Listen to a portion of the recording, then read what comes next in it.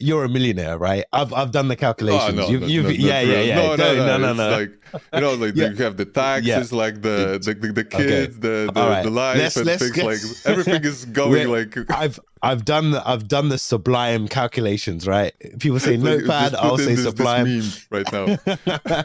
Everyone just keeps saying enable MFA and you will be it's a silver bullet in terms of security, and you will get your account will be fully secure, but you can still get phished. So Before this session, I went on the dark web and I did see this being used and people explaining how to use it. The actual title was "How Does One Steal People's Accounts?" And the response was Evilginx. right, And how to grab my girlfriend's Facebook account. That was amazing. Like I met John Hammond. Like holy hell! Like, the last At place John that you would Hammond. think to meet John Hammond, like on a Polish pirate ship. Yeah. If you give a man a fish, you'll feed him for one day. If you teach a man to fish, you'll feed him for a lifetime. Today, our guest is literally teaching people how to fish. Oh my gosh. Hey everyone, and welcome back to Red Team Raw, a video podcast series exploring the journeys of cybersecurity experts who have shaped the industry in some way. So whether you're considering breaking into cybersecurity or an experienced professional looking for your next step, this series will provide you exclusive insight into people who have walked the walk and sharing their adversarial mindset. I'm your host, Manit Sahib, a fellow cybersecurity expert, red teamer, and social engineer. I'm the former red team lead for the UK Central Bank, where I use defensive techniques to protect the UK's payment and gold systems. I'm now the red team and adversary emulation lead at UN agency and here to share experience of others to spark that interest of your own journey.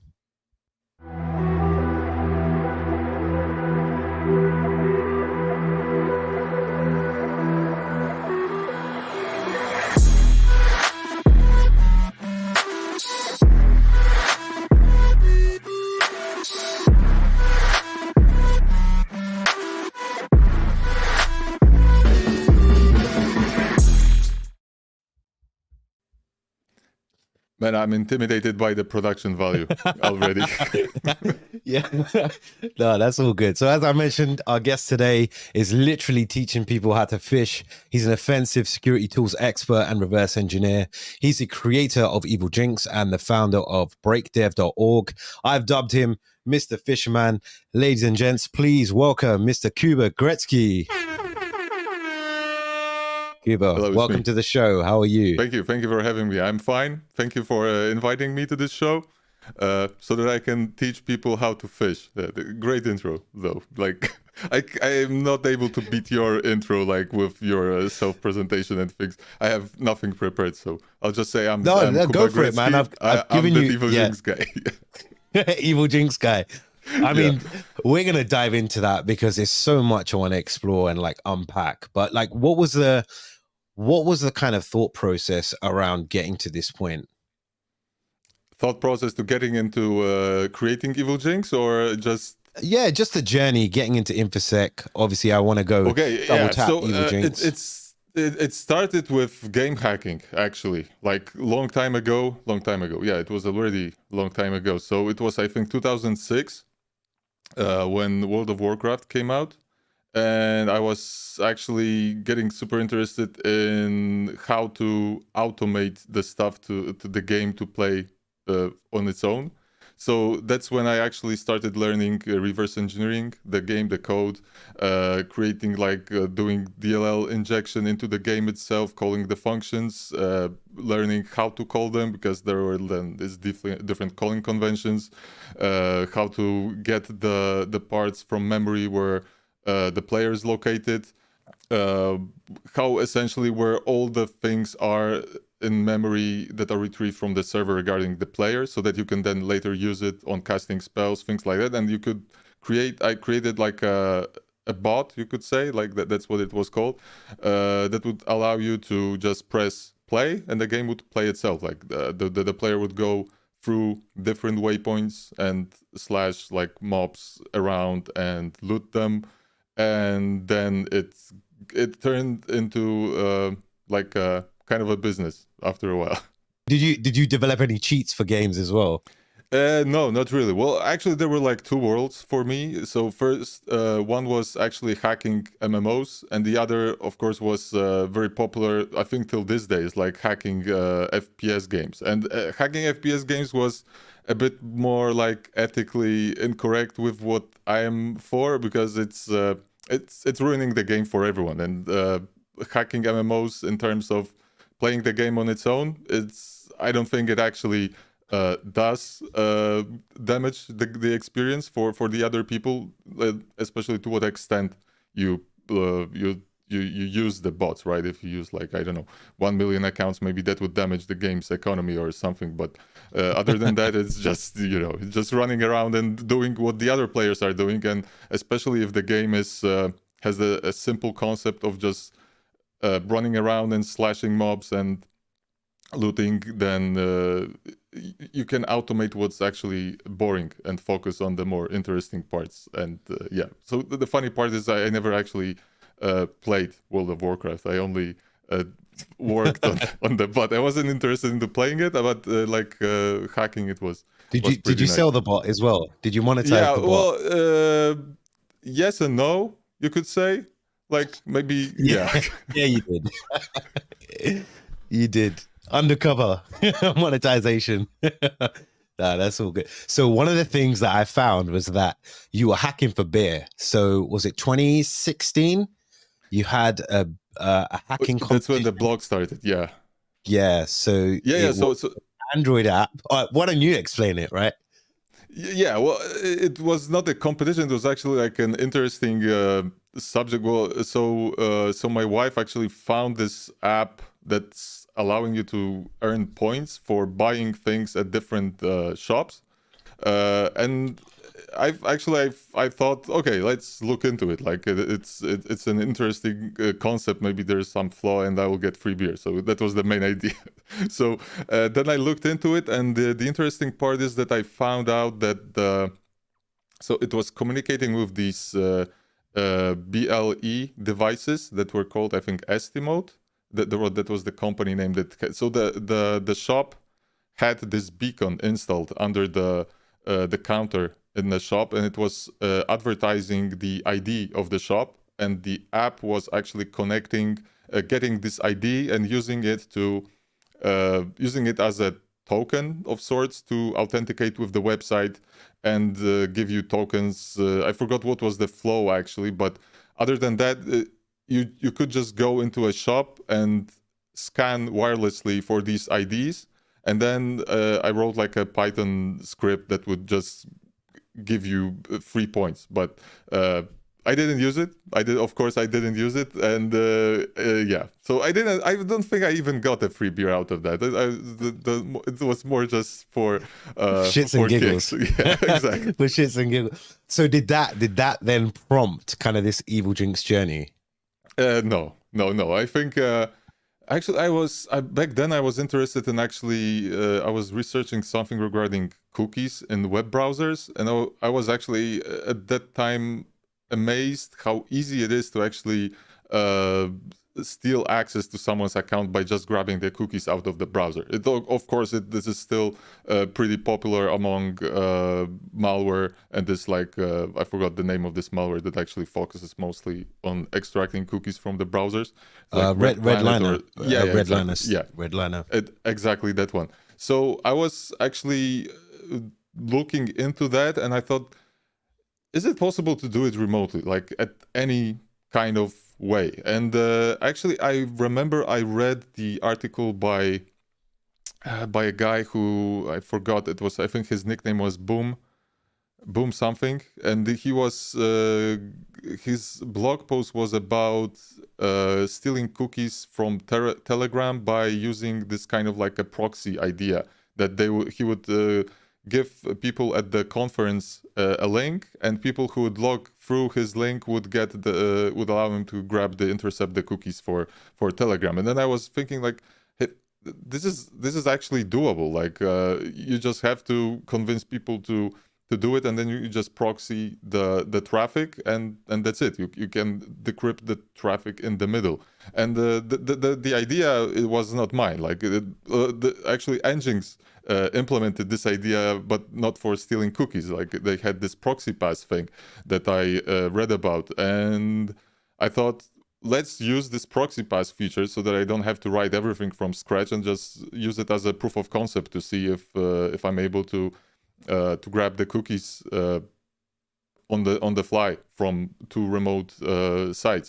And that's when Evilginx 1 actually was created. I created some obscure Python script that would grab the logs from Nginx, and that was like a version of Nginx. It was, I think, OpenResty kind of thing. I forgot like what was the name, but it actually implemented Lua scripting language into Nginx configuration file, so you could automate what it actually extracted from the headers and things like that. So it was basically using proxy pass of Nginx to log the cookies in a text file, and then I had a Python script that would extract these cookies from the text file and just create it in the, like, output it in the form that would allow you to import it later into the browser. And that's how Evilginx 1 was actually born.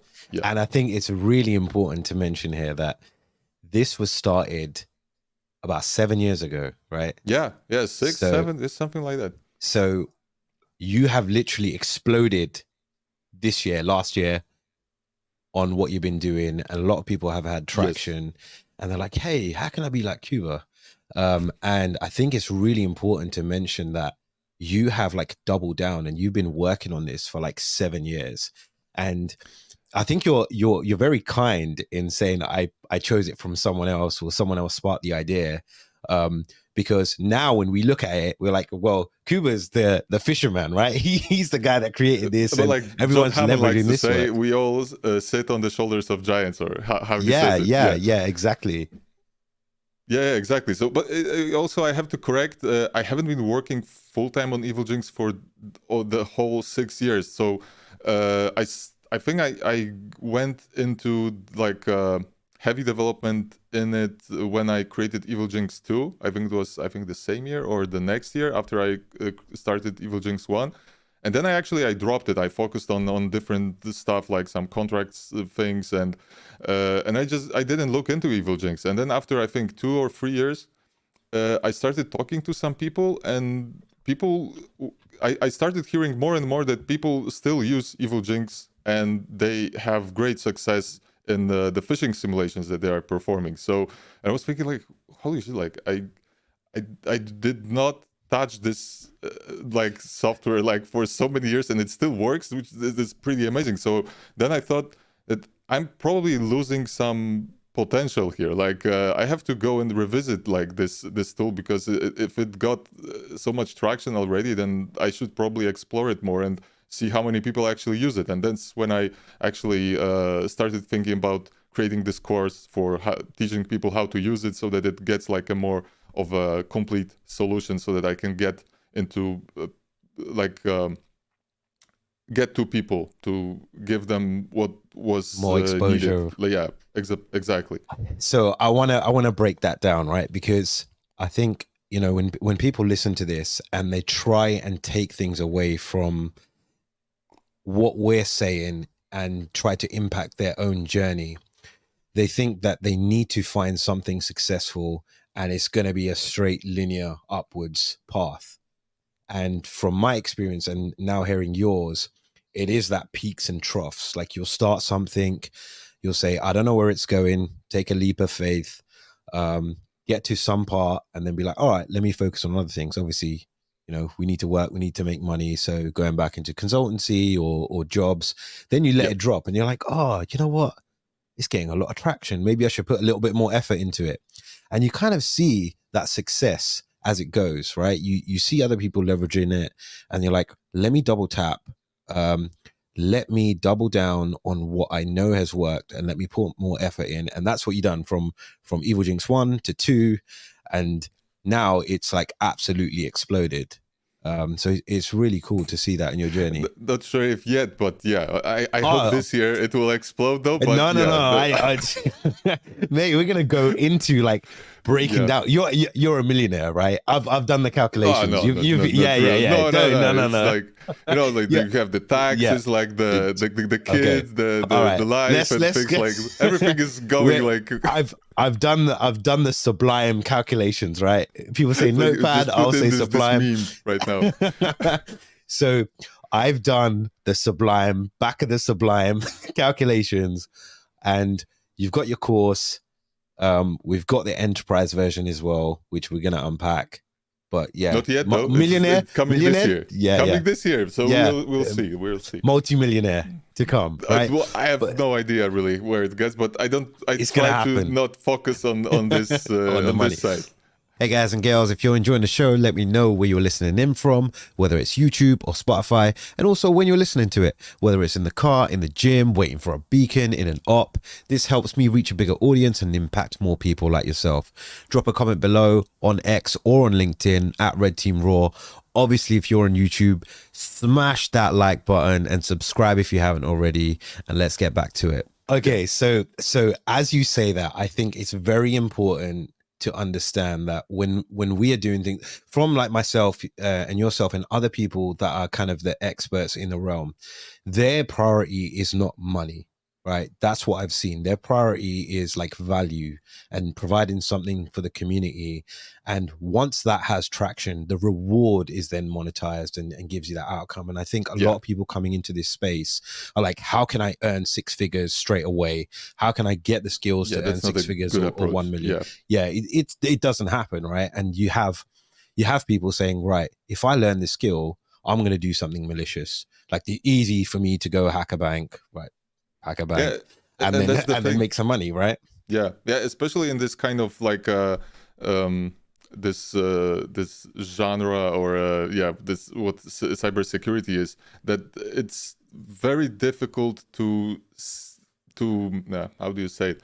Like if you're on the offensive side of things, like you have to also keep in mind that your things will be used maliciously. So how do you do it in a way to not give the criminals like the tools that they would like to use, and to not support what they are doing, and still try to make a living out of it? Because obviously, like, I could release like Evilginx Pro probably to the wide audience and allow everyone to buy it, but then I may not be able to like sleep well at night with all the people telling me like that it's being used like in attacks worldwide, and what have I done, like so I want to avoid that essentially. So that's why that's why I created last year I had this idea for the community of vetted red teamers. So if you work in a red team company, and or you are known, that someone else knows that you are a real person and not some hooded guy in his basement in his underpants, then you can apply to this. It's called BREAKDEV Red. Well, I have one myself. All right. Oh yes, I think we're waiting for that one, right? Right, exactly.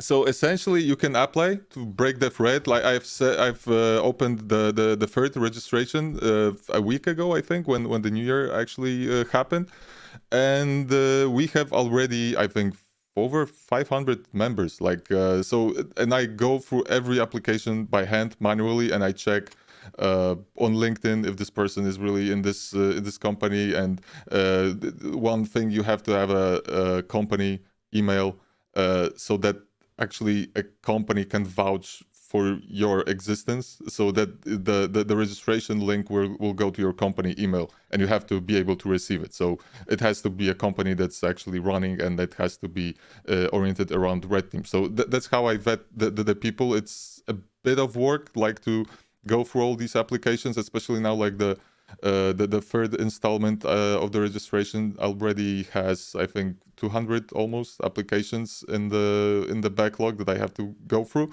But in the end, my plan is to we already have a great community on Discord, and everything is pretty much tight in terms of security, so there is no way to actually get into this Discord without being approved by me beforehand. So also, Manit, I didn't see you apply actually, because I would remember.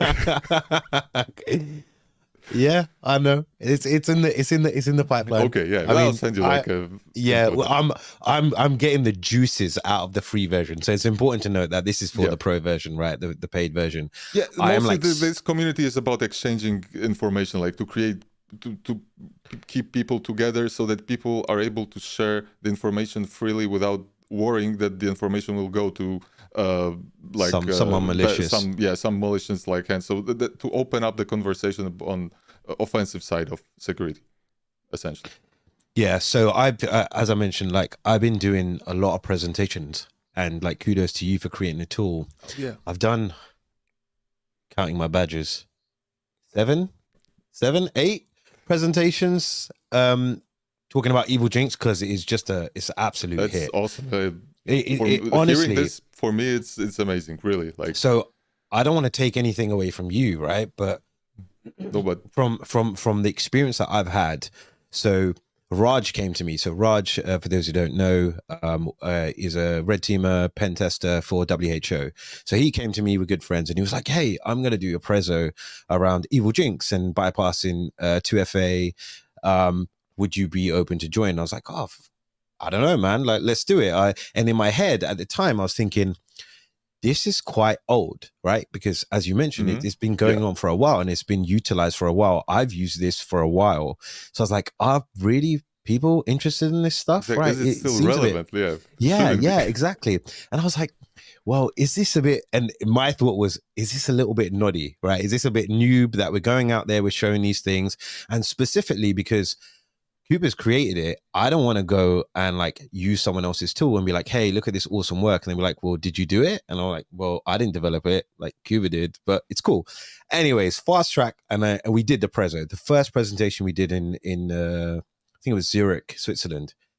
Absolute knockout. Like this audience. So it's more executive CISO rather than red teamers. Absolute knockout. Like as soon as we took over the account, and we did it within a space of like 6 minutes, we show the end-to-end kind of workflow. And so many people came to us with questions. How do we have mitigations, preventions? That I took a step back and I was like, wow, like something that I thought wouldn't get traction got so much. And then it continued on to like 7, 8 presentations. I've even got presentations this year about the same thing. Awesome. So standing on the shoulders of giants, right? Yeah, so well, please, it works. You're doing the works. presentation, right? It's No, like no. how you present it, but yeah, like I said, like the idea is pretty simple. It's like my implementation to make it easy to use, maybe, and easy to present. That's like the real value of the tool. But Evilginx is actually very like easy to present. Because no, not easy to present. Like it's the showmanship of this whole thing is actually the great value at the presentation. That's also why Kevin Mitnick used it a long time, like a few years ago, and at his keynotes, and he was also getting a lot of very good feedback regarding what he's showing and how it looks like. And it also it's for me, it is really great that it is not only used by criminals, and that it is also used to like spread by ethical guys. Yeah, exactly. It's also great to see that someone is really benefiting from it, because it actually raises the knowledge of the people who watch these kind of presentations, who are maybe not aware that MFA can be bypassed, like that there are different kinds of MFA, that ones are secure and ones are not, but because everyone just keeps saying enable MFA and you will be it's a silver bullet in terms of security, and you will get your account will be fully secure, but you can still get phished. So yeah, exactly. And it was so funny because in one of the presentations I did, literally, I think just before I went on, it was Okta talking about how they provide mitigations for phishing, right? And 2FA bypasses, right? So then we went on and we said all this, and they were like, cool. And then we had another presentation the week following in a different country, and literally the next day, Okta got hit, right, with this same attack. Yeah. Right, I think I should share it. Right, let me present. Right, so see if you could. Right, so like my intro for the next presentation was, "Hey guys, like, what is the impact?" And by the way, we presented this, and Okta had mitigations that same. And no shade on Okta, right? They're doing a good job, but we went in the following week and we're like, "Hey, like even the best can get popped," and it was breaking news. So we went on, did the same demo again. I mean, we can go into like mitigations and stuff as well. I still got. I'll show this by the time this is launched. The next preso will be done. But like the walkthrough of how it's weaponized, the domains we stand up, countermeasures, and yeah. So just goes to show that it's still working. And I think even the free version, Yes. The free version is detectable though. Yeah, it's like if you know what to look for in terms of like in terms of defense and what to detect, then of course the public version is actually pretty easy to fingerprint and block. So let's go into that, because there are some mitigations, and I did want to touch on them, right? So there is a new mitigation that's come out, which not a lot of people have implemented, but some of the major players have. And why don't you go into that and then talk about the pro version, about how you break that again? Okay, I don't know what you mean yet, but yeah, I'll see. So you mean like the secret token thing? Yeah.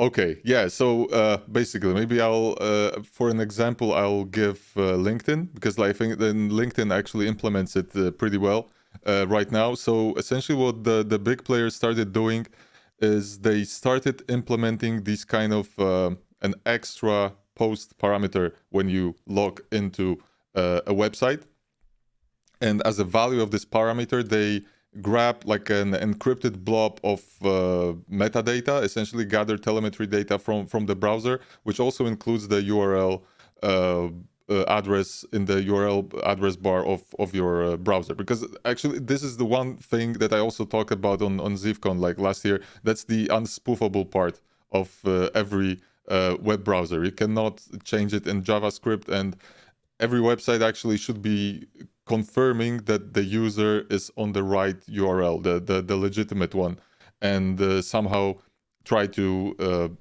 check this value and break the whole sign-in process when it detects it's on a bad domain. So the URL is being sent within this encrypted blob of data when you are logging in, and on the server side it gets decrypted, and that's when it gets the metadata and checks if the URL that the request originated from was actually from the legitimate domain. And if it wasn't, what LinkedIn is doing is they do not block the connection or prevent you from signing in. They allow you to sign in, but they will lock your account immediately. Like you have to unlock it with your password, like doing all this kind of verification through email and things like that, which is pretty smart, because for attackers who try to figure out what the hell just happened, like why the attack doesn't work normally like it does on the other websites, they have to go through this process of unlocking the account again, and they waste more time. So that's actually pretty smart.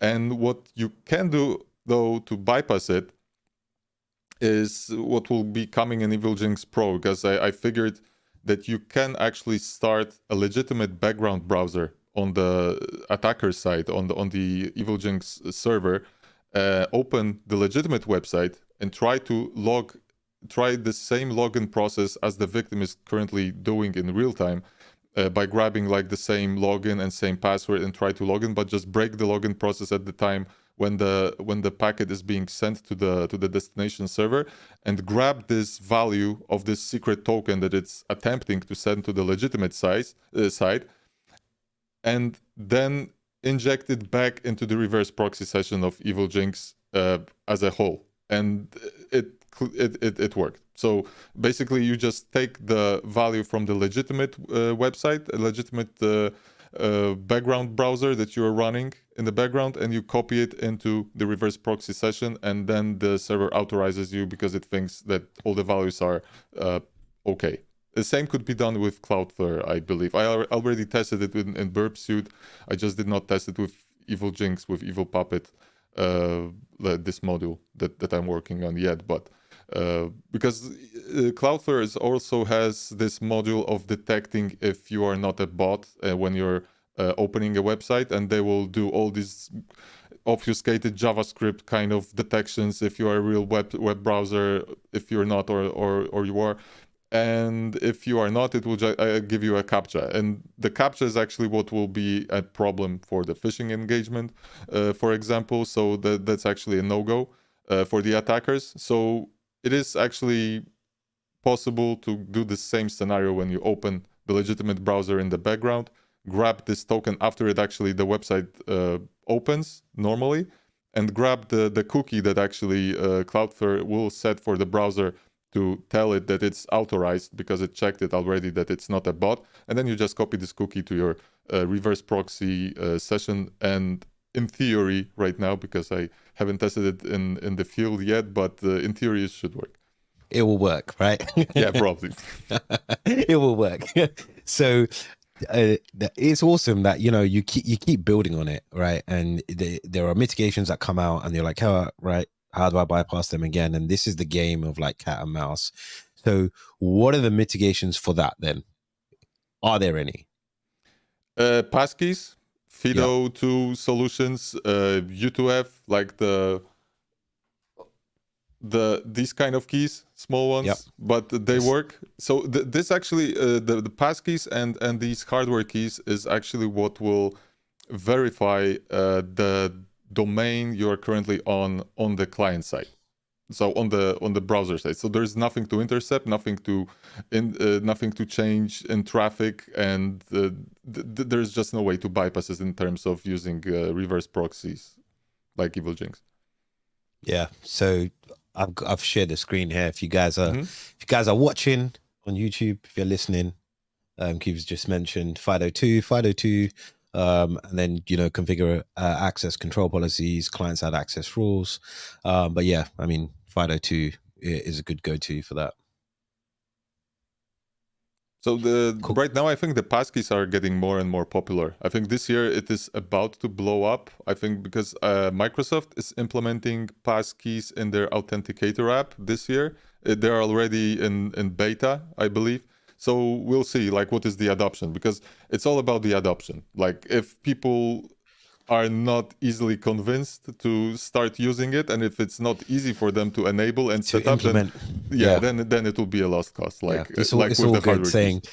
Hey, patch all your servers, right? Yeah, exactly. But exactly, and that's the interesting concept, because like we, the security people guys, right? We buy these YubiKeys because we are so secure that we are using it, but actually they are not much of use to us because we are knowledgeable enough to not get phished just like that, and we don't need them as much as people who have no idea about security. So I think the only way to convince people to how they can secure themselves is actually do the job for them and not get them to do any job for us. Like so even on the website development, like developers can do so much more to just do some obfuscated JavaScript to detect the URLs if they are legitimate or not, and just to make it harder for the attackers, like, essentially, who try to do reverse proxies. And that would be more than trying to convince people to. So it's like putting the security responsibility on the users and not on the vendor itself. Yeah, and I think from organization perspective, they've got to look at, like, what is the feasibility to implement? Because as I mentioned, you could compare this to patching servers. If the server's got crown jewels on and you got to go offline for a reboot, like, it's not feasible. Same thing with like FIDO2 implementing these keys. If you got to distribute out to like 5,000 users, cool, like you can have the funds, but it's the time and resources that could impact the way to getting this established. I think for companies, it should be like a requirement to use the hardware keys. I think the hardware keys are really easy actually to implement in companies, because you just have to invent the policies, create give out the keys, registered keys, and in case anyone loses the key, they will get verified by the company that they are the real person, that they can get a new one. So it's not that much of a big deal than when someone uses a hardware key as a nobody on some public website, where it may be a bit more difficult to regain access to your account, because obviously if you do not save your recovery codes in some special place and you lose the hardware key and you have no other backup plan of getting back to your account, then you're basically may lose your access to your account. And that's the scary part, that scares people, and they want to avoid these more complex security solutions, I think. Cool. So going back to malicious users, malicious actors, do you know of any APTs leveraging your tool? Not really. Well, I'm not really in these kind of defense departments but I have friends who actually work in these kind of places, and they tell me that, man, we're seeing it, right? Your tool is getting used. Yeah, exactly. And this is why I wanted to pick up on it. Sorry, what can I do? It's out there, but you can also patch against it somehow. Yeah. So do you have I wouldn't say tracking, because obviously your open source version doesn't have tracking on usage and stuff like that. But, kind of like C2 frameworks now, they monitor usage, Cobalt Strike, Nighthawk, whatever it is. But just to share some info with you, before this session, I went on the dark web and I did see this being used and people explaining how to use it, right? Okay. So it was there. I just for interest, just for shits and giggles. The actual title was "How Does One Steal People's Accounts?" And the response was Evilginx. Right. And how to grab my girlfriend's Facebook account? That's exactly. That's the one most common question. That's going to be the title for this. How to get? No, I'm fully joking. But yeah, it's true. And then the response was from so many people. Oh, I can't wait to use this. So in that instance, it is being leveraged. How does that make you feel? You might feel proud at some point because you're like, hey, I've put something out, which that's why I'm craving for the feedback from the other side. So because I know what the other side is doing already. So actually, after 6 years, you would think that the mitigations get more of a speed run during these last 6 years while this tool is out there, but I do not see much happening on terms of protections being implemented on major websites. Google is doing a good job, Microsoft, obviously, but all the other ones are just trying to go by and say, okay, yeah, it's fine, but what can we do? And they do not do much about it, Okta even. So yeah, and Okta is actually putting all the eggs in one basket. So you get, when you actually fish Okta, you get access to not only Google, it's actually lowering the security of all the things. But yeah, okay, I'm not trying to pull keys to the kingdom. Yeah, exactly. Yeah, it's like a master key. Oh my god, that's awesome. Right, so you mentioned about phishing, right? And I've done your training, right? So full disclosure. Thank you. I bought your course. Yeah. So I bought your course, own money, paid for it, because I in this journey, in this industry, again, for those who's listening, it moves so quickly and you need to keep up to date. And if that means that you need to buy additional courses to increase your knowledge and your learning, then it's just you investing in yourself, right? Instead of going to the pub or whatever it is. For me, this is what I spend my money on. Yeah, exactly. Learning, standing on the shoulder of giants, right? So I thought your course was amazing, and that's no bullshit. Right, that was the first try at doing a course, but I'm glad someone actually appreciated it. It was amazing. When I first, full disclosure, when I first saw it, I was like, Kuba's done a course on just one tool, whereas normally courses expose different tools and different methods and things like that. But I thought, what the hell, let's go into it and try it. But the explanations you've done and being able to take like something like Evilginx and add it to like your spearphishing campaigns, even adding individual URLs, showing how to do that so you can actually operationalize the tool for a proper engagement. That's what I really liked about it. And even like coming through different scenarios, different technology, how you cater for sessions that are, you know, locally stored and getting them out. So yeah, I really liked it. Thank you. And you put in there about fishlets, right? Yeah. You mentioned I will not be teaching you how to create these fishlets, right? Because obviously it gets malicious. You've got some templates on there, and people obviously on GitHub have got some. So like, talk me through that, and then talk me through your own little personal fishlet knowledge base that you have. So I try to do like show in this course how I approach the writing fishlets. So I'm actually happy that Evilginx became like this kind of a framework that it doesn't give you all the ammunition to do bad stuff. So you have to write your own fishlets or download it from somewhere. Like you can just do that, right? But yeah, you can go on the dark web. They got a shit ton on probably there. They have. Yeah, like we're trying to now set up like a legitimate repository for fishlets for this BREAKDEV Red community so that everyone can use it. So we have few people who actually develop it, but yeah, it is also hard because I did not like.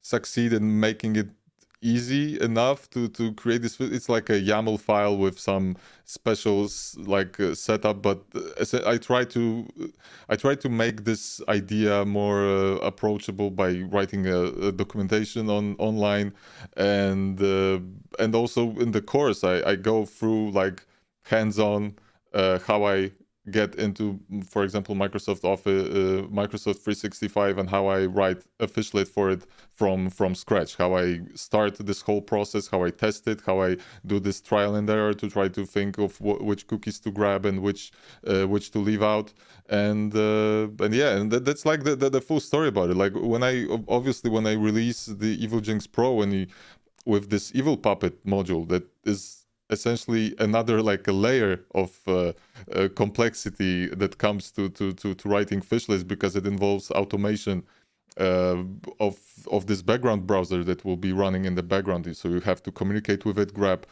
some DOM items out of it, the values, and then transfer it back to Evilginx proxy session. So this will be interesting because actually, okay, the world is evolving. Like there's more protections than there were 6 years ago, obviously. But I still want to show only to like a close community of people that these protections can be still bypassed. So it's like a cat and mouse game, and I want to like make it more interesting, I guess, and also make it more cat, or make it more mouse. Yeah.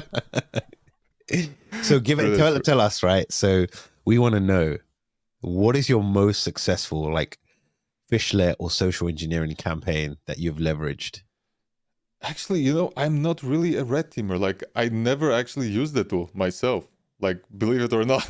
But yeah, I just you create this stuff and get feedback. Yeah, exactly. Like that's the only thing I actually use it for, and just to get like this satisfaction that I was able to bypass new Google's protections that I do not even release, because I just gave it to myself and sit on it, and just every few months they release something new, like change the version of the API of the sign-in page, and then I holy shit, like they did it again. I cannot sleep and without actually trying to break it again, and then I break it, and then okay, I'm satisfied. And so the most successful phishing campaigns were actually probably done by the people I know, who are my friends, who actually have like a red team companies, and they like I think Julio even sent me like a bottle of whiskey, I think, for one of the engagements that they were actually successful in. So that was actually pretty interesting.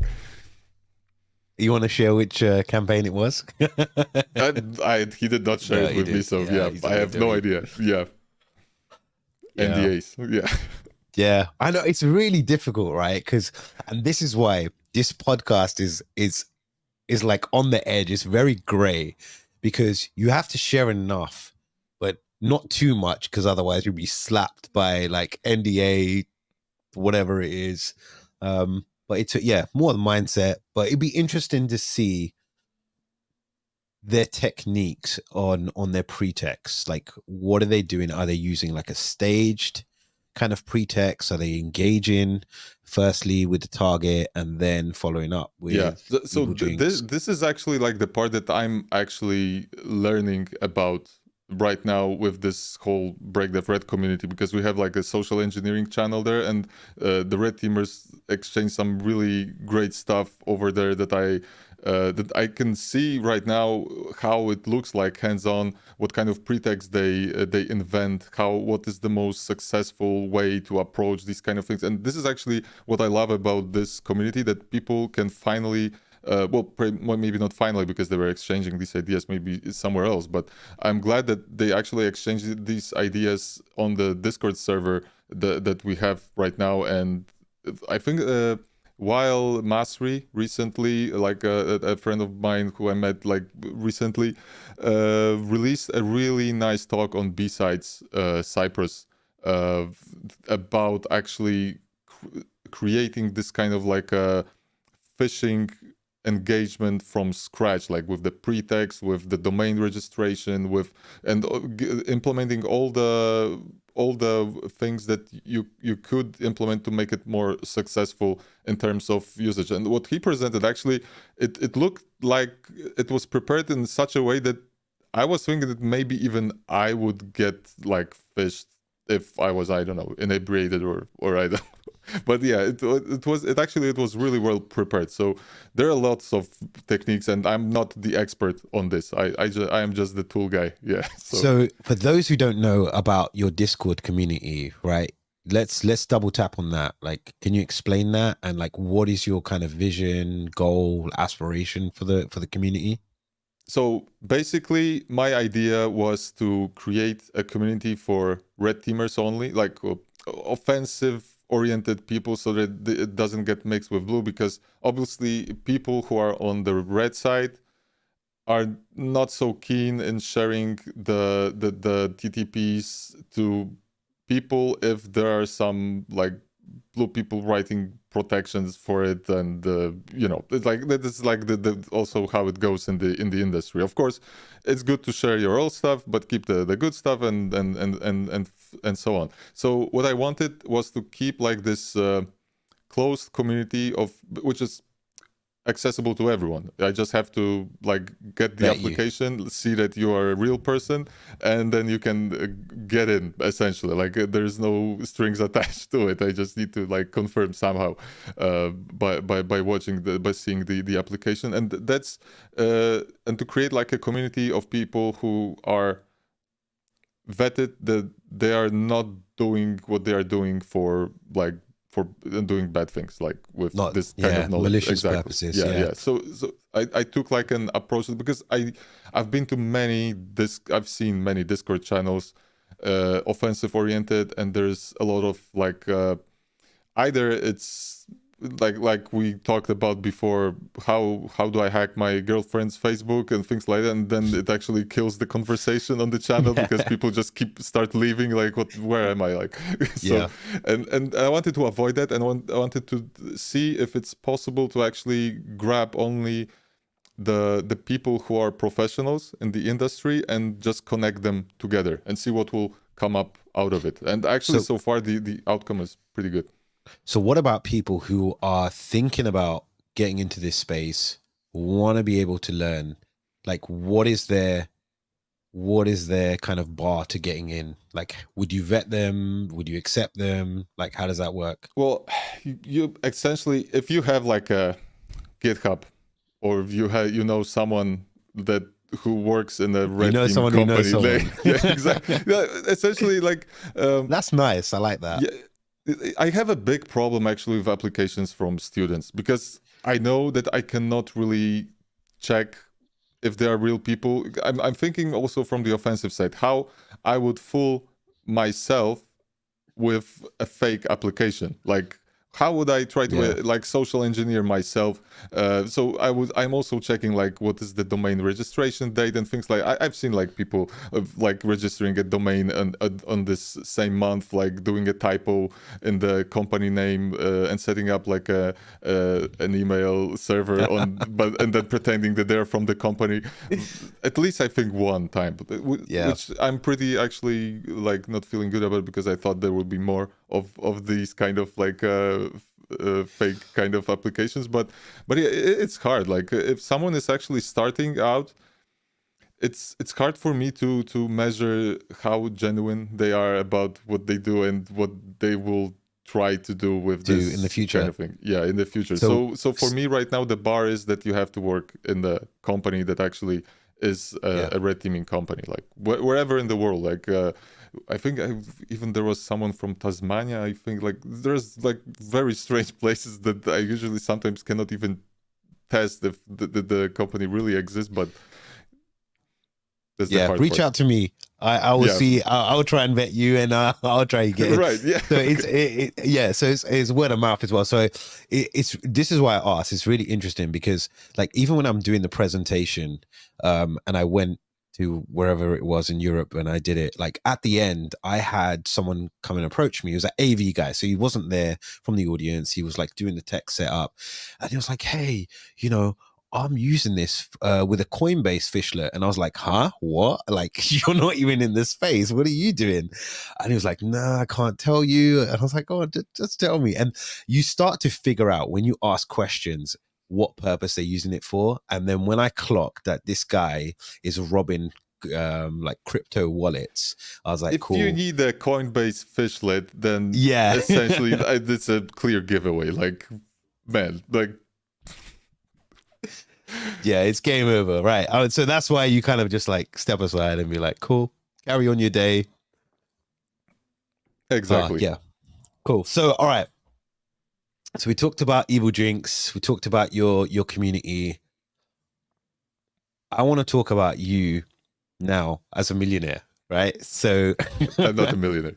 yeah, right. So for those that want to understand the bracket, and I've tried to keep it very segmented so it's an easy path to understand. So from 0 to 100K, and you can just like 100K is like top end.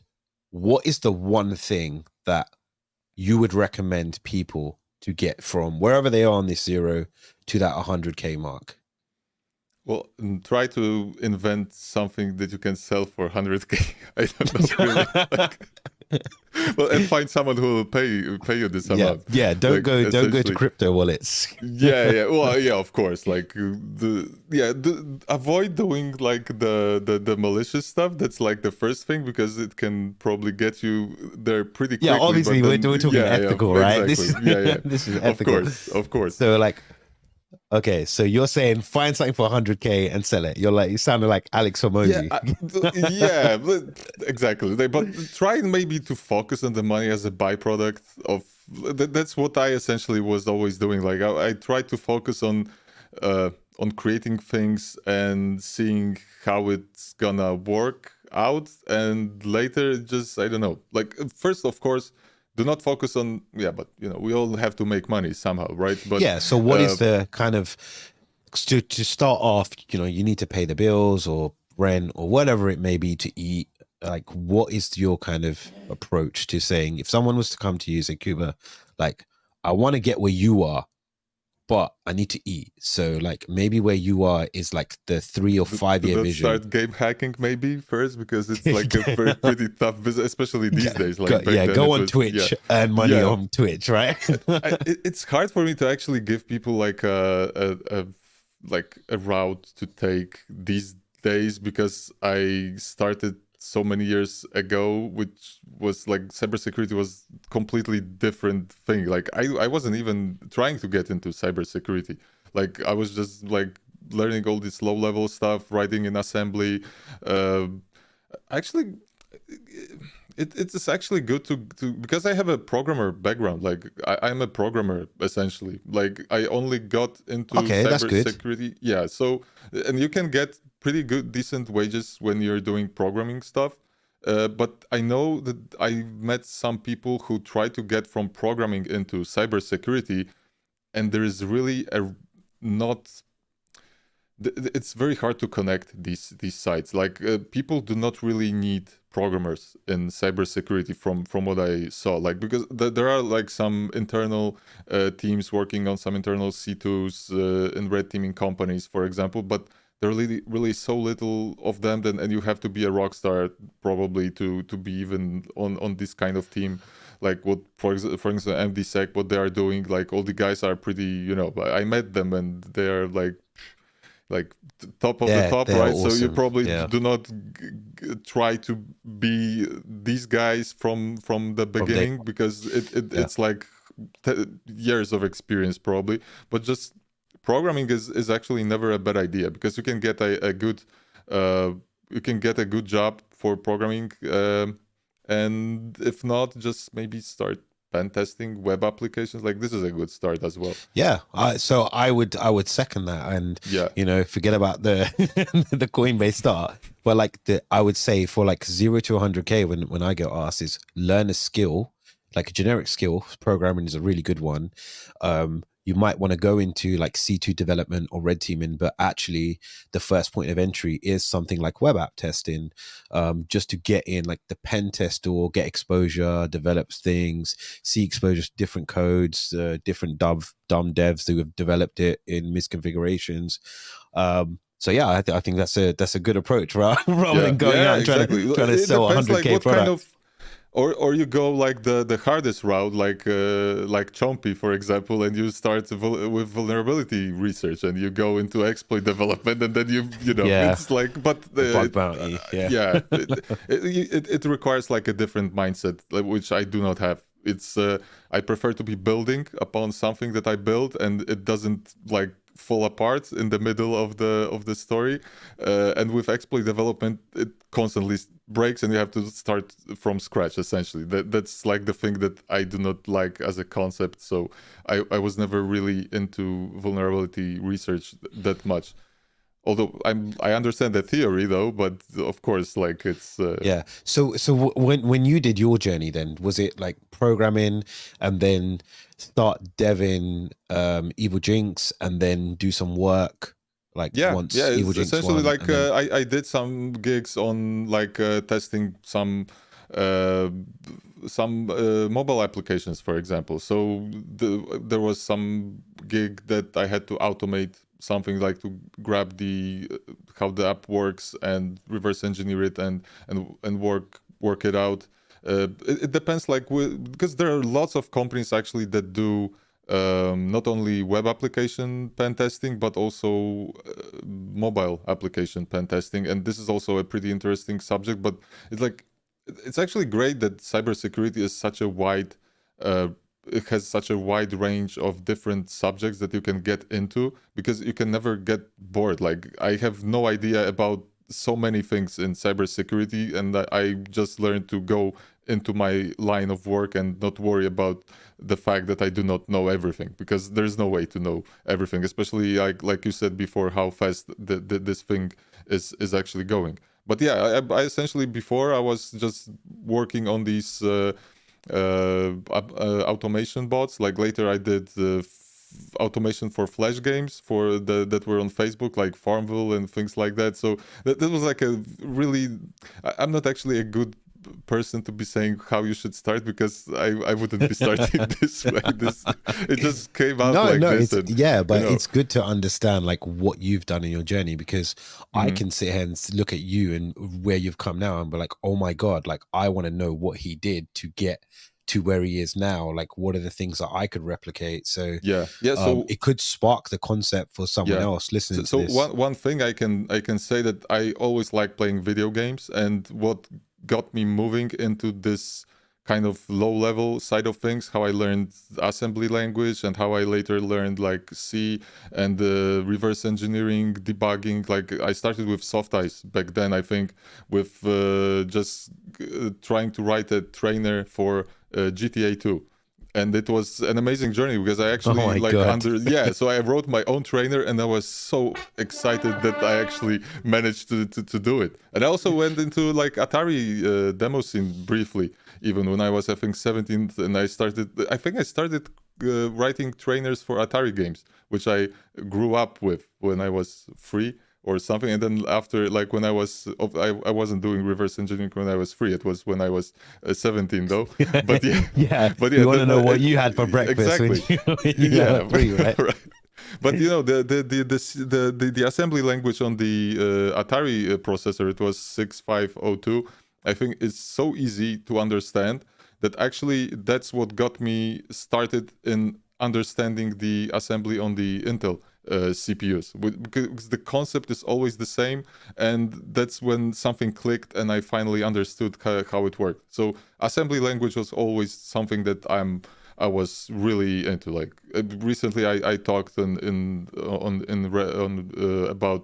the obfuscation engine that I did some time ago, which is also something that I'm super interested in, like machine code obfuscation and things like that. So maybe in a year, maybe two, maybe I'll do something with product that I will release. And then we'll see what happens, right? Yeah, exactly.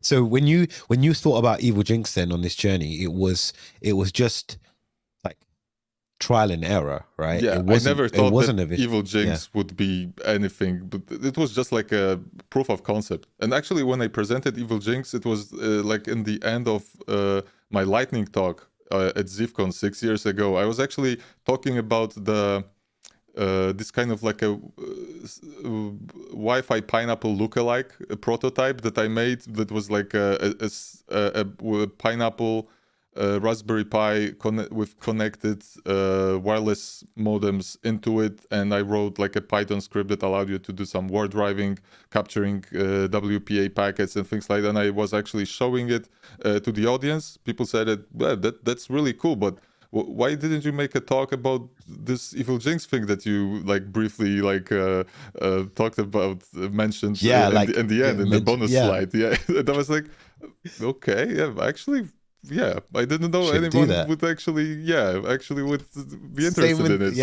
So that's the thing. Yeah. So you can never actually measure yourself if something will kick, right? Like in your situation that you were talking about something that you thought that is pretty okay, but who would care about it? And then you just then it get just the took feedback. off, right? Yeah. Right. So And do not ignore feedback, like never. Yeah, definitely. And I think that's just evident. Like there was no clear like, hey, I'm gonna earn 3 million, 4 million because like never I'm focus on the sublime, money. right? Yeah, exactly. Because I'm still working out, right? No, but you were like, never, hey, I'm gonna earn 10 million off this. It was more a trial and error and then monetize it. So how did you then, so we've talked about 0 to 100. I'm thinking, you know, that above 100K to like the 1 million where you are now. I'm going to say that you're there because you're basically there because I've worked it out, right? Is the IRS watching, by the way, your streams? Maybe all right, maybe we'll have to reframe how we say this, right? But it's more motivation for like people coming up, like how do they get to this journey?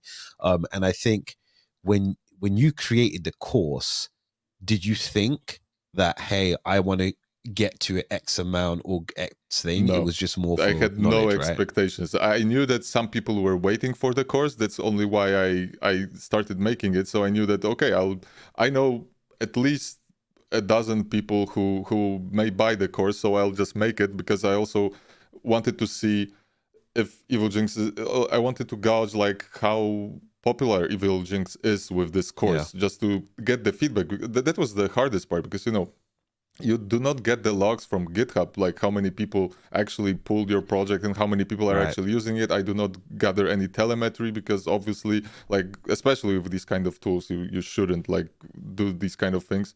And also it's open source.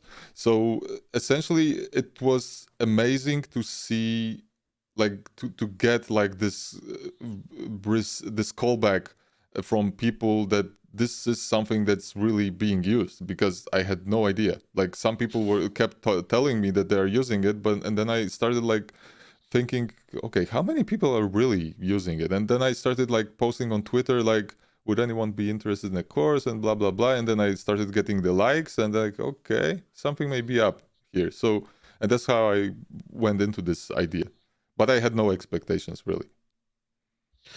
Yeah, I like that. So it's kind of like when you go into a product realm, you're trying to search for that product market fit, and an industry kind of tells you like, yes, I've got the fit, and the same thing like with feedback. I don't know where all these stars are coming from, but Not big. Like I have my hands here, like I'm just, like, what's going on, man? Quick clicks on the keyboard and yeah, God knows.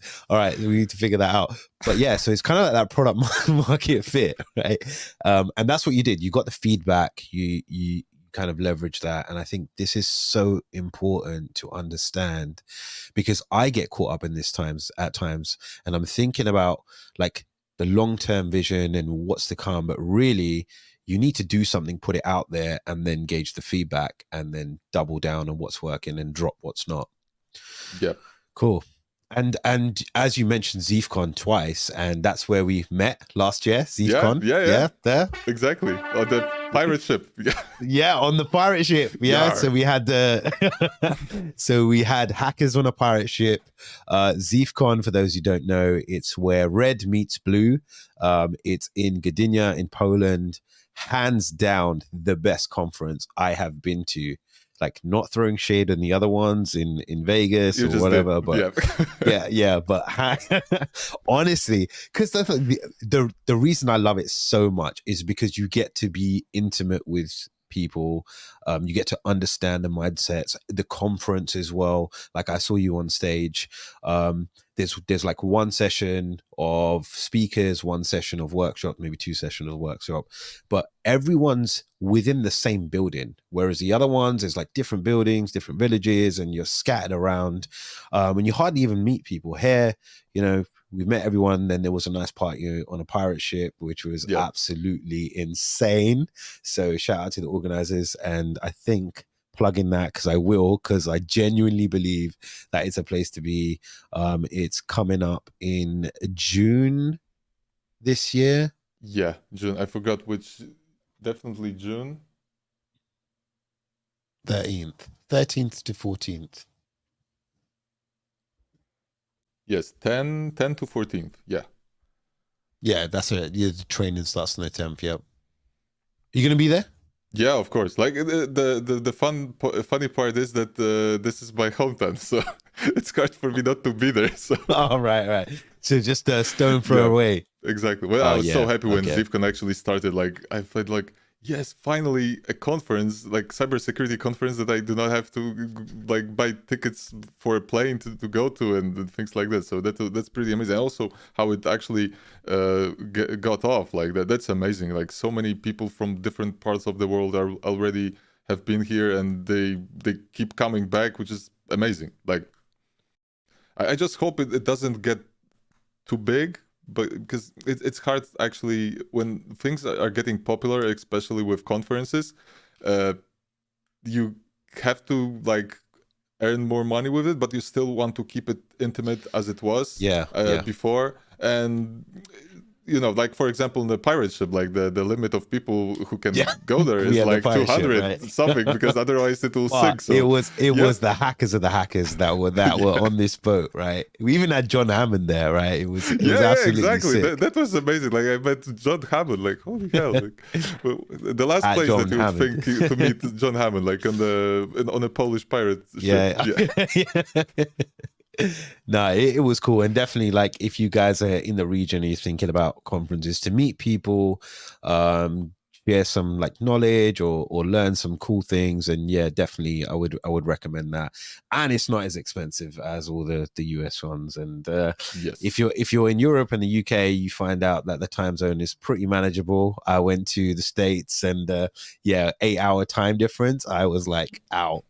8 or 12. It was absolutely insane. All right, cool. So what last question, right? What if there was one thing you would go back and tell yourself to change or do differently, what would it be? I've heard like this question before, and actually I gave it a thought a few times, and someone actually had a great answer to this, that I would tell myself nothing, because otherwise I would not make all the same decisions that got me to this place. That would be like, Okay, all right. That is a good response, right? yeah. Okay. Maybe one day I will say that, but yeah, I mean, there's plenty of. If someone asked me, there's plenty of things that I could tell myself, like, don't get caught up in everybody else's hype. Like, do your own thing, focus on your goals, be disciplined. But yeah, like you heard it from Kuba, like he would carry on the way that he was. But I have no idea how it would turn out other way. So yeah, it's hard to actually like measure what I would tell myself. But I did not do anything stupid. I think that I would like prevent myself from doing like a long time ago. So yeah, so you yeah. didn't jump off the boat. Yeah, do not do anything stupid. Yeah, that's the thing that you should be. You'd be swimming back to Right. Oh my god. All right, cool. So yeah, I mean, you've mentioned your Discord, you've mentioned your course. Why don't you mention it again? And like how to find yourself, how to find your course, how to find the Discord. You've at the Discord anyway, so yeah. So you can find my blog on breakdev.org, and you can find the course by probably googling Evilginx Mastery, and that's the other way. And the Evilginx Pro is coming this year. Now I can say this year because it's already 2024, so the pressure is on. And it's coming sometime later this year, and it will be only available for to purchase the license for the members of the BreakDev Red community. That's I will be only selling to the vetted people that I vet. So that's like the thing that I want to make sure that it gets to the right hands, right audience. Yeah, right just audience. or you could Google just hack my girlfriend, right? Right, yeah, obviously, like. And it'll come up. No, fully joking, but it's a pleasure to have you here, Kuba. And The pleasure is that you invited me, and yeah, it's actually I'm feeling bad. I haven't seen your podcast before, so I would like start watching. Yeah, start definitely. watching it. Right. Yeah. If you haven't, and this is the first time you're joining, this is Red Team Raw. The main premise behind this is mindset, journey, learning for experienced people. It's not too much on the technical element, because I know some people joining out, it kind of is overwhelming, and there's so many people doing technical things like yourself, Kuba, where it's more just awareness to the community and joining in. And yeah, if you want to get vetted for Kuba's Discord, just give me a shout. I'll see what I can do. But yeah, if you're malicious, no go. But yeah, thank you, Kuba, for joining us, and we will see you in CFCon. Good luck in your Evilginx presentations as well. Yeah, oh yes, thank you. We'll drop you that. The production value of the show is killing me. Yeah, it's amazing. So when the intro came out, like, wow, that's great.